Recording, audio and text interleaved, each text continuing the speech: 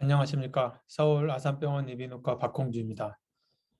오늘은 인공아우 수술 환자가 알면 좋은 기본 지식에 대한 시리즈의 하나로서 인공아우 수술을 한 다음에 얼마나 잘 듣게 되는지, 또 언어 인지 능력이 얼마나 좋아지는지에 대해서 알아보는 시간을 갖겠습니다.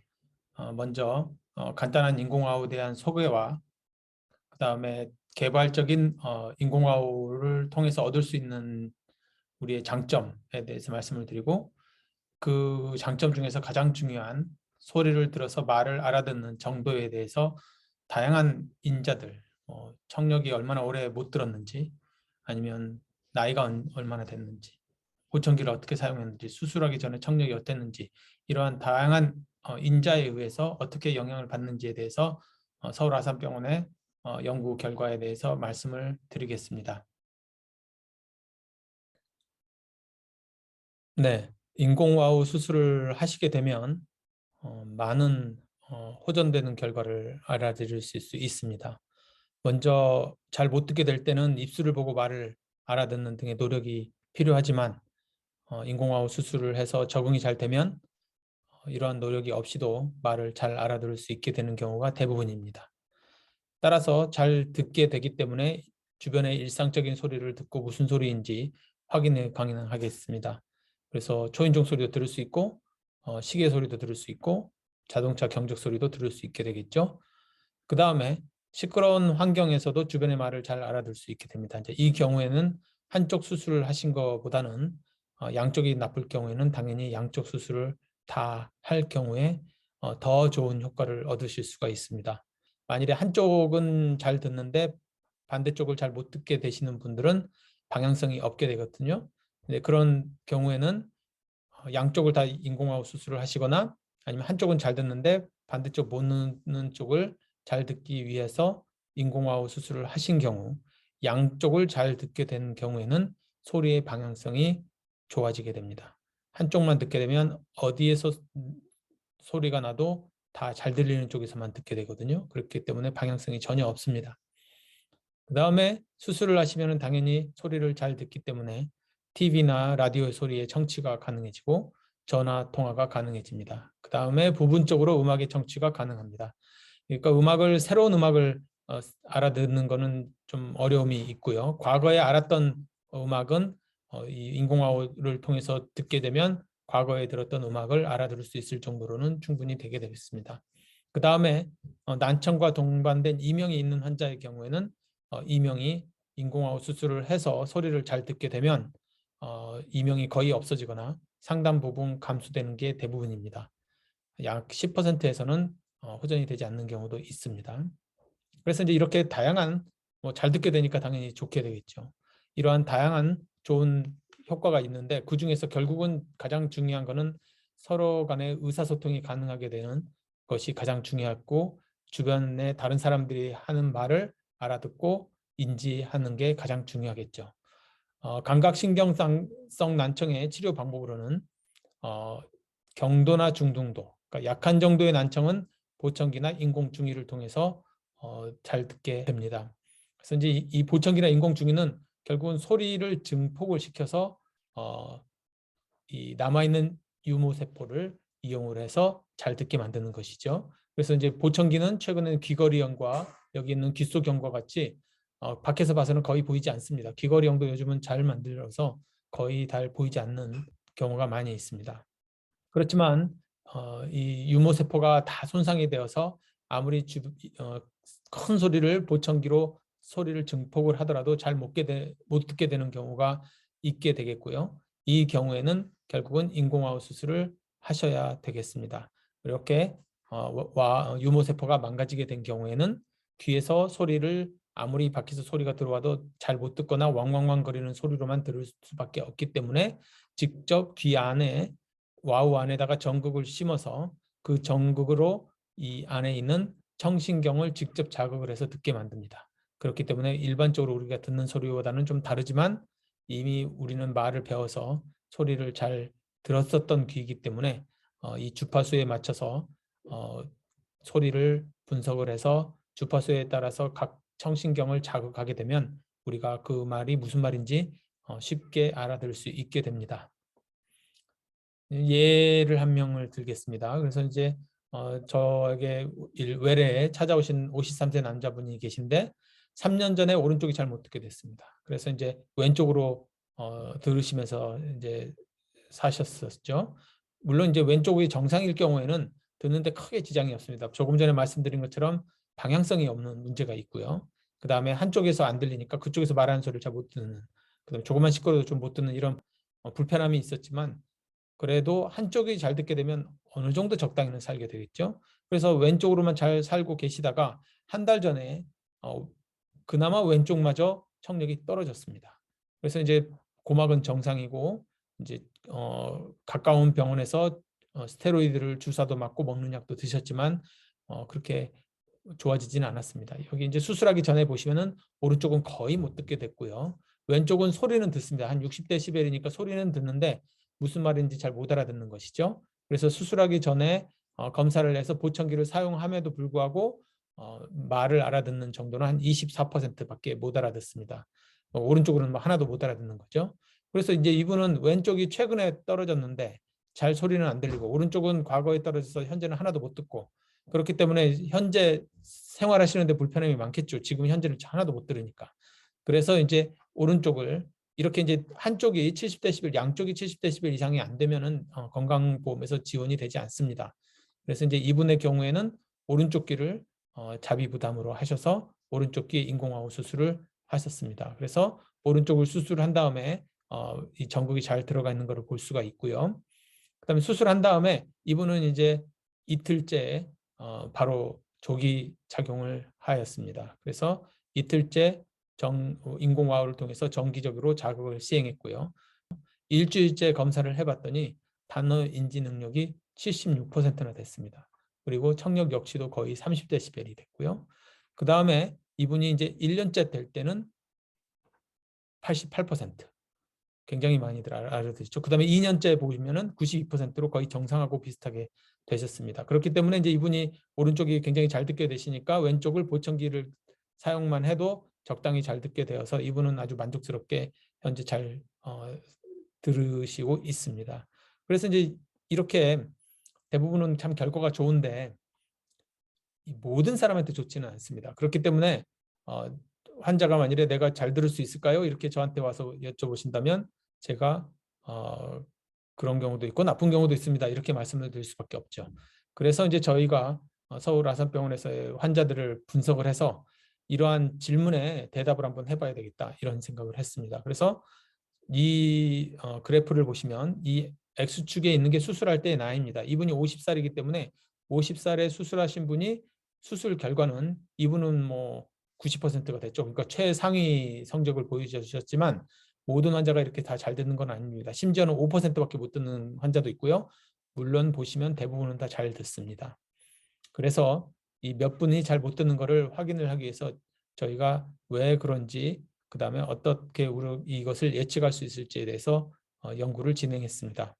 그래서 저희 병원에서 1999년에서 2016년까지 시행한 인공화호 환자 1,450명을 대상으로 그중에서 성인 환자가 530명 정도 됐습니다. 그중에 기형이 없는 경우가 한 275명, 그리고 그중에서 또 수술한 다음에 2년 이상 정기적으로 청력이 얼마나 좋아졌는지를 확인한 120명의 대상 연구 성인 환자를 대상으로 연구를 했습니다. 현재로서는 누적 환자가 약 1,900명이긴 하지만 이 성인 환자는 2년 이상 청력 검사를 제대로 하고 기형이 없는 경우는 한 120명 정도를 대상으로 했습니다. 그래서 얼마나 좋아졌는지는 어떤 검사를 했냐면 이름절 단어를 말씀을 드려서 25개 중에서 몇 개를 맞추는지, 그러니까 이건 굉장히 어려운 검사입니다. 그 다음에 그 결과를 예측하는 모델로는 인공지능 모델인 RFR 모델을 사용을 했습니다. 그리고 다양한 인자들, 난청한 기간, 그다음에 수술할 때 나이, 수술을 하기 전에 보청기를 사용한 기간 등 다양한 인자들과의 상호관계를 확인해 보았습니다.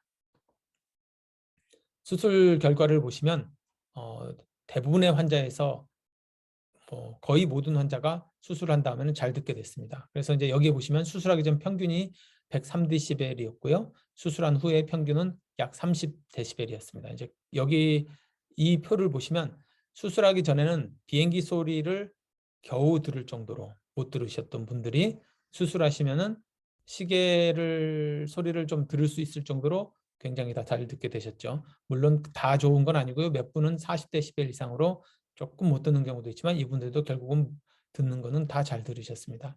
그 다음에 단어 인지 능력은 수술하기 전에는 5%를 알아들었는데 수술한 다음에는 67%를 알아들게 됐습니다. 평균 잡아서. 물론 정상은 100%죠. 90% 이상을 정상으로 보는데요. 보통은. 그래서 정상보다는 떨어지지만 이 단어 한 음절 단어이기 때문에 상당히 어렵습니다. 그 대신 문장을 인지하는 능력은 95%입니다. 이제 그 말은 단어 한두 개, 한 음절짜리는 어려우니까 맞추기는 힘들지만 문장을 들으면 앞뒤에 문맥을 활용을 해서 무슨 말인지 알아듣기 때문에 문장은 95% 정도를 평균 알아듣게 됩니다. 그래서 생활하는데 크게 지장은 없게 되는 것이죠. 그전에는 10%밖에 못 알았던 분들이요. 그래서 수술한 다음에는 청각은 모든 사람한테 호전이 되는데 약간의 차이가 있을 수 있다. 이렇게 이해를 하시면 됩니다. 그 다음에 이제 우리가 듣는 거는 잘 듣지만 그 듣는 게 무슨 말인지를 알아듣는 게 가장 중요한데 방금 말씀드린 단음절이 굉장히 어려운 검사입니다. 그래서 수술 전에는 5%만 알아듣던 게 수술한 다음에는 평균 67%를 알아듣게 됩니다. 물론 문장은 아까 말씀드린 95%를 알아듣게 되죠. 이 어려운 문제를 내면 뭐 예를 들면 잼, 빵 이렇게 뭐 앞뒤에 한 단어이기 때문에 뭐 어떤 내용인지 유추를 할 수가 없잖아요. 그렇기 때문에 이런 경우에는 한 67%가 알아듣습니다. 근데 이제 이 중에서 약 12%, 120명 중에 14명에서는 수술한 다음에 50%보다는 잘 못 듣게 되는 경우가 있습니다. 물론 50%만 돼도 적당히 0%에서 50% 되면은 이거는 천지 차이입니다. 그렇지만 50%보다 적다는 얘기는 생각보다 엄청 잘 듣지는 못할 수도 있다. 이제 이게 문제고 그런 환자가 12%에서 있다는 거죠. 그러면 이제 그 12%가 왜 문제가 생기는지에 대해서는 저희가 USC 미국에 있는 김호성 교수와 저희가 공동 연구를 통해서 인공지능을 통해 연구를 분석을 하여서 어떤 인자가 중요한지를 확인을 해봤습니다. 그 결과 인공지능 모델을 사용할 경우에는 수술하기 전에 환자의 여러 가지 요인을 집어넣게 되면 거의 한 95% 정도의 정확도를 가지고 환자가 어느 정도 들을 수 있을지를 우리가 예측할 수 있었습니다. 그 중에 가장 중요한 요인들은 이 세 가지인데요. 그래서 전농의 기간, 그 다음에 수술했을 때의 나이, 그 다음에 수술하기 전에 얼마나 보청기를 오래 잘 사용했느냐, 이 세 가지가 가장 중요했습니다. 그거를 잠깐 살펴보시면 난청 기간이 길수록 수술한 결과가 나쁩니다. 그러니까 환자를 난청이 한 5년 된 이내인 사람, 5년에서 9년, 10년에서 20년인 사람, 20년 이상인 사람을 수술 후의 결과를 비교 분석을 해봤더니 5년 이내인 경우가 당연히 제일 좋죠. 그래서 한 75% 평균이고요. 그 다음에 5에서 10년까지도 한 비슷합니다. 근데 10년이 지나가면 좋은 사람도 당연히 있는데 많이 나빠지는 환자도 많이 생깁니다. 그 다음에 20년이 지나면 더 나빠지겠죠. 그래서 이제 이 말은 난청이 생겼으면은 빨리 치료를 하는 게 좋다는 거죠. 왜 오래 지날수록 결과가 나쁠까요? 난청이 오래되면 청신경도 쪼그라들게 되겠고 이전에 연구한 바에 의하면 대뇌의 피질도 감소를 하게 됩니다. 그래서 안 사용을 하지 않게 되면 청신경도 위축이 되고 대뇌도 위축이 됩니다. 그렇기 때문에 최근에 있는 난청을 치료하지 않으면 치매가 더 악화되는 게 이거와 연관이 될 거로 생각을 하고 있습니다. 결국은 사용하지 않기 때문에 대뇌나 청신경이 위축이 되는 것이죠. 그 다음에 나이가 젊을 때 수술할수록 결과도 좋습니다. 이제 뭐 이건 당연하겠죠. 왜냐하면 젊은 사람은 아무래도 더 튼튼하고 여러 가지 주변 상황이 다 좋겠죠. 건강하고 신경도 손상이 되는 게 빨리 회복이 될 가능성도 있고요. 그래서 이제 예를 들면 전농 기간이 10년 이내인 환자를 보시면 여기 X축이 이제 수술했을 때의 나이입니다. 그래서 전농 기간이 10년 이내, 그러니까 이제 난청이 발생한 다음에 상대적으로 이른 시기에 수술을 한 분들은 20살에 갑자기 난청이 돌발성 난청이 와서 수술을 했을 경우에는 수술한 결과가 거의 90%입니다. 정상이죠. 그렇지만 70살까지 연세가 많이 드신 분들은 아무래도 젊은 사람하고 좀 다르게 조금 떨어지기 때문에 난청이 발생한 지 빨리 수술을 하더라도 한 60, 70% 정도의 수술 결과를 보입니다. 그렇지만 이분이 뭐 0%에서 60, 70%로 올라가면 이거는 굉장히 잘 듣게 되는 거기 때문에 이분들이 내가 100점이 아니라고 수술을 안 하실 필요는 전혀 없습니다. 못 듣게 되는 경우보다는 잘 들어서 이 잘 듣는 거를 계속 유지하는 게 항상 유리한 것이죠. 당장 그 효과가 나타나는 게 아니라 10년, 20년 후에도 그 차이가 더 갈수록 커지게 됩니다.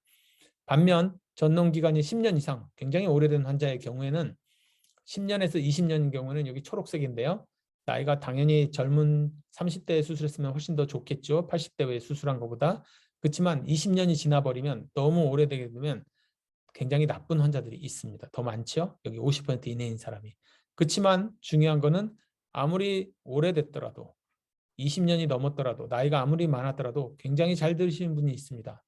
그렇기 때문에 환자분들께서는 당연히 수술을 하시는 게 좋겠죠. 수술하기 전에 0%에서 30%로 오르더라도 이거는 굉장히 도움이 됩니다. 왜냐하면 이거는 어려운 검사이기 때문에 30%가 나와도 문장을 알아듣는 데는 60%, 70% 알아들으실 수 있습니다. 그렇기 때문에 빨리 수술을 하셔서 빨리 청각 제어를 하는 게 중요하게 되겠습니다. 여태까지 결과를 요약을 해보면 인공지능을 이용해서 인공화호 수술 후의 결과를 정확하게 예측할 수 있고 약 95%의 정확도를 보였습니다. 짧은 난청 기간, 그 다음에 보다 어릴 때 수술을 한 경우에, 그 다음에 수술 전에 장기적으로 보청기를 사용해서 꾸준히 귀를 자극을 하고 대뇌를 자극했던 경우가 수술 후의 결과가 좋았습니다. 따라서 만일에 청력을 잃게 된 경우에는 한쪽이더라도 빨리 수술을 하셔서 그 청력을 재건을 해서 잘 듣는 것을 유지하시는 게 추천이 되겠습니다. 그렇지 않으면 청신경과 대뇌 피질이 위축이 될 걸로 예상이 됩니다. 또 30년 이상 못 들었다고 해서 그걸 낙심하실 필요는 없고요. 그렇지 않은 경우에 비해서 결과가 좀 떨어진다는 문제가 있지만 수술한 이 전과 비교해서는 청력 개선의 효과는 뚜렷하므로 수술을 하지 않으실 필요는 전혀 없습니다. 이처럼 저희 병원에서의 수술 후 성적의 예측 모델은 수술을 앞두고 있는 환자에게 적절한 기대치를 제공을 해서 수술할 때 결정을 하는 데 많은 도움을 주고 있습니다. 왜냐하면 수술에 대한 너무 과도한 기대도 문제지만 수술에 대해서 너무 심한 걱정도 금물이게 되겠습니다. 자, 이상으로서 성인 인공화호 수술에서의 우리가 어느 정도의 기대를 할 수 있느냐에 대한 말씀을 드렸습니다. 성인에서 인공화호 수술을 계획하고 계신 분들은 이러한 영상을 통해서 많은 도움을 얻으시기를 바라고요. 소아의 경우에 인공화호 수술의 결과는 사뭇 다릅니다. 소아의 경우에는 빨리 수술하시면 결과가 좋고요. 저희 아산병원에서의 결과를 다음 기회에 한번 공유를 하는 시간을 갖겠습니다. 장시간 시청해 주셔서 감사합니다.